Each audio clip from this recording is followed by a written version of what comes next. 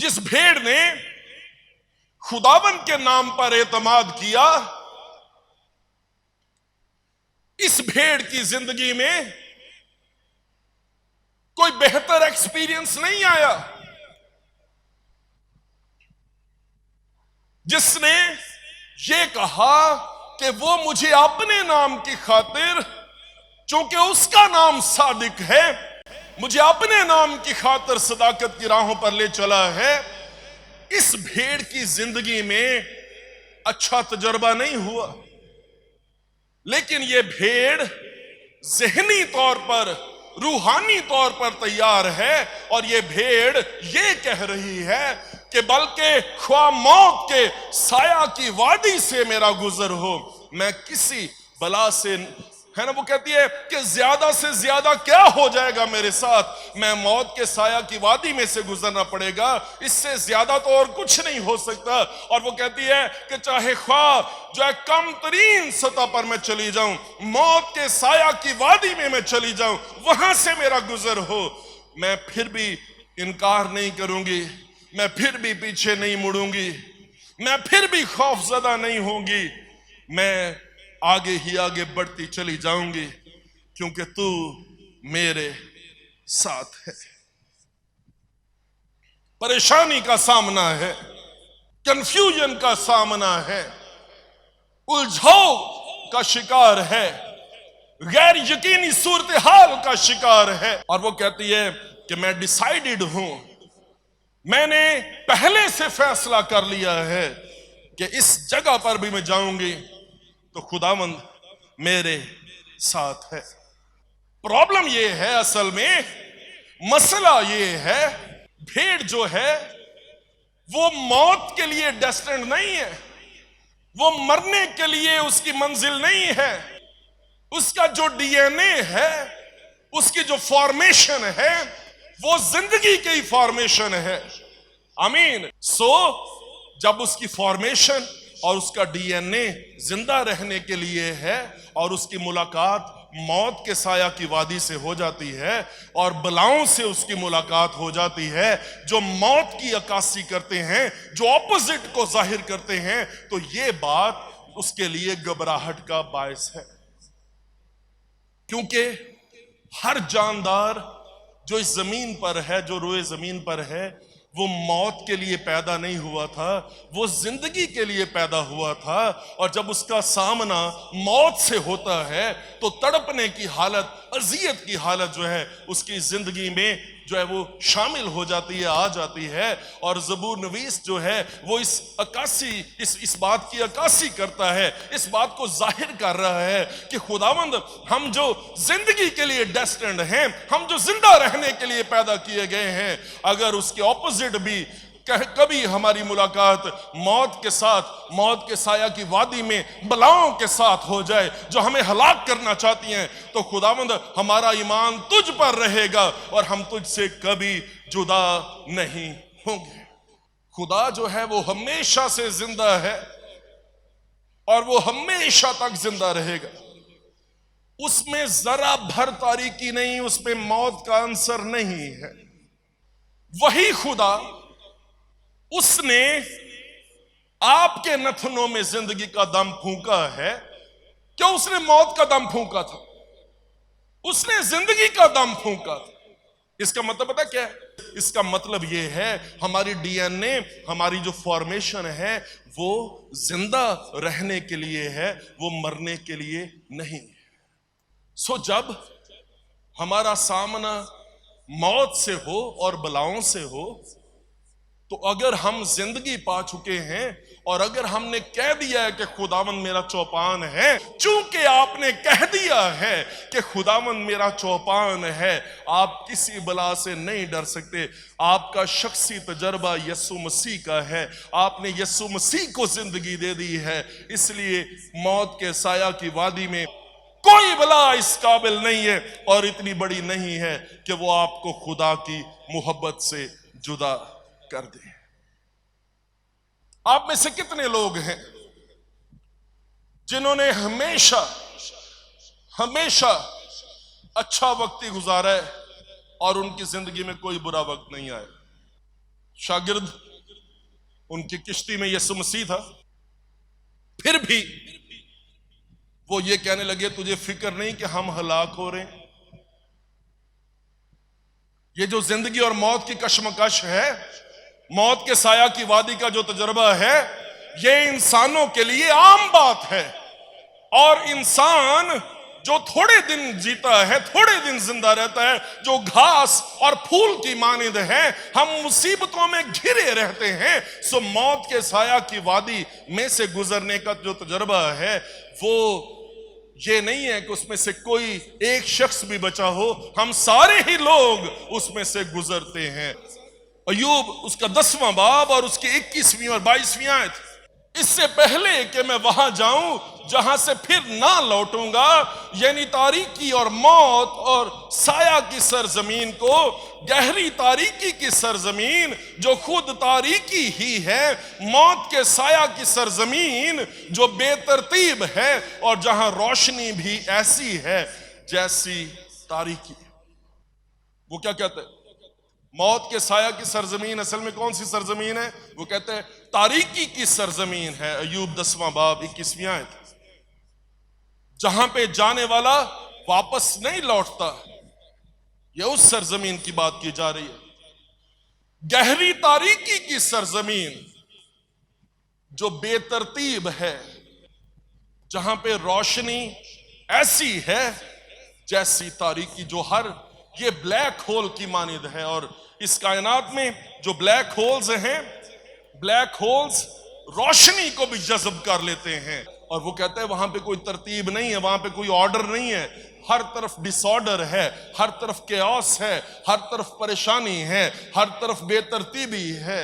और जो मौत के साया की वादी है, इसमें आप पर कौन सी चीज हमलावर होगी, इस बात का कोई ऑर्डर मुतय्यन नहीं किया गया। कुछ भी कभी भी आपके सामने जो है वो आ सकता है। इसी मौत के साया की वादी का जिक्र और बयान, यही तजर्बा 3 लोग हैं बाइबल मुकद्दस में उनके सामने आया। और इनका जिक्र और बयान जो है वो दानियल की किताब में है। दानियल उसका 3रा बाब और उसकी 17वीं आयत। हर तरफ लाखों की तादाद में लोग हैं, और ये लोग जो हैं ये इस मूरत को सिजदा करने के लिए तैयार हैं। ये लोग जो हैं ये झुके हैं, इन्होंने गिर कर सिजदा किया है, और उस सोने की मूरत को जिसको बादशाह ने खड़ा करवाया है, उसके हुजूर में उसकी प्रस्तुश कर दी है। अब इन लोगों की जरा जुर्रत और दलेरी देखें, इनका तजर्बा देखें, इनका खुदा के साथ जो चलना है उसको देखें, इनके ईमान की हालत का जरा अंदाजा लगाएं कि जब लाखों जो इनके इर्द गिर्द हैं वो गिर गए हैं और सिजदा किया है, ये 3 लोग खड़े रहे हैं। और बादशाह ये कहता है कि जो सारे साज हैं वो बजाए जाएं, नए और करना और रुबाब और ये सारे साज जो हैं वो बजाए जाएं। और जब साज बजाए जाएं तो ए सदरक और मिसक और अबदनजू, अगर तुम झुक कर सिजदा करो तो खैर, और अगर तुम सिजदा ना करो तो इसी वक्त आग की जलती हुई भट्टी में डाले जाओगे। 17वीं आयत में ये लिखा है, वो कहते हैं बादशाह म्यूजिशियंस को तकलीफ ना दे और साजों को भी तकलीफ ना दे। तेरे म्यूजिशियंस और तेरे साजों से पहले हम तुझे बताना चाहते हैं, देख हमारा खुदा जिसकी हम इबादत करते हैं हमको आग की जलती भट्टी से छुड़ाने की कुदरत रखता है, और ए बादशाह वही हमको तेरे हाथ से छुड़ाएगा, और नहीं तो ए बादशाह, और ये जो है ना, नहीं तो अंग्रेजी जुबान में और असल जुबान में, इब्रानी जुबान में आप इसे देखें, वहां पे लिखा है but even if he does not, हमें आग की भट्टी में से छुड़ाने की कुदरत रखता है, लेकिन अगर वो ये फैसला कर दे कि बेटा तूने اس آگ کی بھٹی میں سے گزرنا ہے، تو نے اس میں جانا ہے، ہمیں جانا بھی پڑے تو اے بادشاہ ہم تجھے بتانا چاہتے ہیں کہ ہم تیری مورت کو سجدہ نہیں کریں گے۔ بادشاہ قہر سے بھر گیا اور اس کے چہرے کا رنگ مبدل ہوا اور اس نے حکم دیا۔ میری بات سنیں، اس سے پہلے کہ بھٹی کا رنگ تبدیل ہو، ہے نا، اور اس کی آنچ 7 گنا بڑھ جائے، بادشاہ کے چہرے کا رنگ تبدیل ہوا ہے۔ کیا ہم لوگ جو بھٹیوں میں سے گزرتے ہیں اس سے پہلے وہ جو ہم پر اختیار رکھتے ہیں ان کے چہرے کے رنگ تبدیل ہوں، کیا آپ ان کے چہرے کے رنگوں کو اور پھر اس کے نتیجے میں بھٹیوں کے رنگوں کو بھی برداشت کرنے کے قابل ہیں، لائق ہیں؟ یہ لوگ ڈال دیے گئے ہیں، وہ پھینک دیے گئے ہیں۔ جو سرفرازی اور اقبال مندی ہے، جو مسا ہے، جو دسترخوان ہے، جو میز ہے، جہاں پہ آپ کے دشمن بے بس ہو جائیں، یہ جو حالت ہے، وہ جگہ جہاں ابدی چین اور آرام اور ہمیشہ کی زندگی اور خداوند کا گھر، جو 5ویں اور 6ٹھی آیت میں زبور نویس کو جو ایکسپیرینس ہوا ہے، جو اس سے تجربہ ہوا ہے، یہ سب کچھ پانے کے لیے اس نے میرے سر پر تیل ملا ہے۔ پرسنل افیکشن اس نے دکھائی ہے مجھے، کسی اور نے میرے سر پر تیل نہیں ملا۔ تو نے میرے پیالے کو لبریز کر دیا ہے۔ لبریز کرنے کا مطلب پتہ کیا ہے؟ لبریز کرنے کا مطلب یہ ہے کہ اس گلاس کو اتنا بھرا جائے کہ یہ گلاس کناروں سے بہنے لگے۔ میں ہمیشہ خداوند کے گھر میں سکونت کروں گا۔ یہ سارے تجربے اگر آپ لینا چاہتے ہیں تو ان تجربوں سے پہلے موت کے سایہ کی وادی ہے۔ میں جانتا ہوں جو مجھ میں ہے وہ اس سے بڑا ہے جو اس موت کے سایہ کی وادی میں ہے، اور ہمارے ساتھ والے ان کے ساتھ والوں سے زیادہ ہیں۔ جب مجھے اس بات کا تجربہ ہے، اس بات کا پتہ ہے، پھر گھبرانے کی کوئی ایسی بات نہیں۔ 3 باب کو پڑھیں، کیا لکھا ہے دانیل کی کتاب میں؟ 28ویں آیت دیکھیں۔ پس نبوکت نظر نے پکار کر کہا کہ صدرک اور میسک اور عبدنجو کا خدا مبارک ہو۔ ہاللویا! کیا اس نے کہا؟ اس نے کسی کے کان میں سرگوشی کی، اس نے بڑی رازداری کے ساتھ یہ کہا، صدرک اور میسک اور عبدنجو کا خدا مبارک ہو۔ نہیں، اس نے پکار کر کہا کہ صدرک اور میسک اور عبدنجو کا خدا مبارک ہو۔ 29ویں آیت دیکھیں، وہاں پہ لکھا ہے، اس لیے میں یہ فرمان جاری کرتا ہوں کہ جو قوم یا امت یا اہل لغت صدرک اور میسک اور عبدنجو کے خدا کے حق میں کوئی نامناسب بات کہیں، ان کے ٹکڑے ٹکڑے کیے جائیں۔ چاہے کوئی قوم ہے، چاہے کوئی بھی اہل لغت ہے، چاہے کوئی بھی شخص ہے، اس کی ملاقات زندگی سے ختم کروا دی جائے گی اور موت کے ساتھ اس کی ڈائریکٹ ملاقات ہو جائے گی۔ پھر کیا لکھا ہے؟ ان کے گھر مزبلہ ہو جائیں گے۔ اور آگے کیا لکھا ہے؟ 30ویں آیت، بادشاہ نے صدرک اور میسک اور عبدنجو کو صوبہ بابل میں سرفراز کیا۔ سرفرازی کہاں سے آئی ہے؟ آگ کی بھٹی میں سے آئی ہے۔ اس سرفرازی کے پیچھے ان کا سٹینڈ ہے، یہ کسی جگہ پر کھڑے ہیں اور اس کے بعد سرفرازی آئی ہے۔ اور زبور نمبر 23 اس کی 4تھی آیت، موت کے سایہ کی وادی میں سے گزرنے کے بعد سرفرازی اور اقبال مندی ہے، اس سے پہلے سرفرازی اور اقبال مندی نہیں ہے۔ کوئی بھی شخص موت کے سایہ کی وادی کو پسند نہیں کرتا۔ جب میں 5ویں اور 6ٹھی آیت کی برکتوں کو دیکھتا ہوں تو پھر میں کہتا ہوں خداوند ایک موت کے سایہ کی ایک وادی میں سے نہیں، میں سینکڑوں ہزاروں وادیوں میں سے گزرنے کے لیے تیار ہوں۔